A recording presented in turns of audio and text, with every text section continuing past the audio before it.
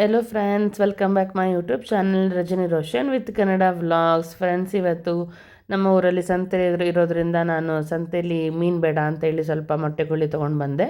So ಮೊಟ್ಟೆಕೋಳಿನ ನೀಟಾಗಿ wash ಮಾಡಿಕೊಂಡು ಅದನ್ನು ಸ್ವಲ್ಪ ಕುಕ್ಕರಿಗೆ ಉಪ್ಪು ಮತ್ತು ಅರಿಶಿನ ಪುಡಿ ಹಾಕಿ ಸ್ವಲ್ಪ ನೀರು ಹಾಕಿ ವಿಷಲಿಗೆ ಇಡ್ತಾಯಿದ್ದೀನಿ. ಆ್ಯಕ್ಚುಲಿ ಇದು ಕುಕ್ಕರಲ್ಲಿ ವಿಷಲ್ ತೆಗೆಸ್ಕೋಬೇಕು, ಇಲ್ಲಾಂದರೆ ಅದು ಬೇಯಲ್ಲ ಚಿಕನ್ನು. ಸೊ ಅದು ಬೇಯೋ ತನಕ ಸ್ವಲ್ಪ ಇಲ್ಲಿ ಮಸಾಲೆಗೆಲ್ಲ ರೆಡಿ ಮಾಡ್ಕೊಳ್ಳೋಣ ಅಂಥೇಳಿ ಸ್ವಲ್ಪ ಬಾಣಲಿಗೆ ಎಣ್ಣೆ ಹಾಕ್ಕೊಂಡು ಅದಕ್ಕೆ ಬೇಕಾಗಿರುವಂಥ ಬೆಳ್ಳುಳ್ಳಿ ಮತ್ತು ಶುಂಠಿ, ಚಕ್ಕೆ, ಲವಂಗ ಮತ್ತು ಜೀರಿಗೆ, ಮೆಣಸು. ಆ್ಯಕ್ಚುಲಿ ನಾನು ಜೀರಿಗೆ ಮೆಣಸು ರೇರ್ ಯೂಸ್ ಮಾಡೋದು ನಾನ್ ವೆಜ್ಜಿಗೆ.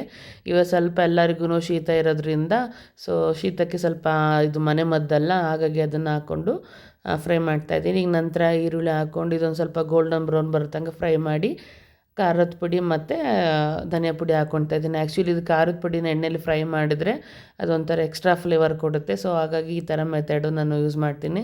ಆ್ಯಕ್ಚುಲಿ ಈ ಮೆಥಡ್ ನನ್ನ ಮಮ್ಮಿಯಿಂದ ನೋಡಿ ಕಲ್ತಿದ್ದು. ಮತ್ತು ಈಗ ಅದಕ್ಕೆ ಒಂದು ಟೊಮೊಟೊ ಹಾಕ್ಕೊಂಡು ಫ್ರೈ ಮಾಡಿ ಮತ್ತು ಸ್ವಲ್ಪ ತೆಂಗಿನಕಾಯಿ ಹಾಕಿ ಫ್ರೈ ಮಾಡಿಕೊಂಡೆ.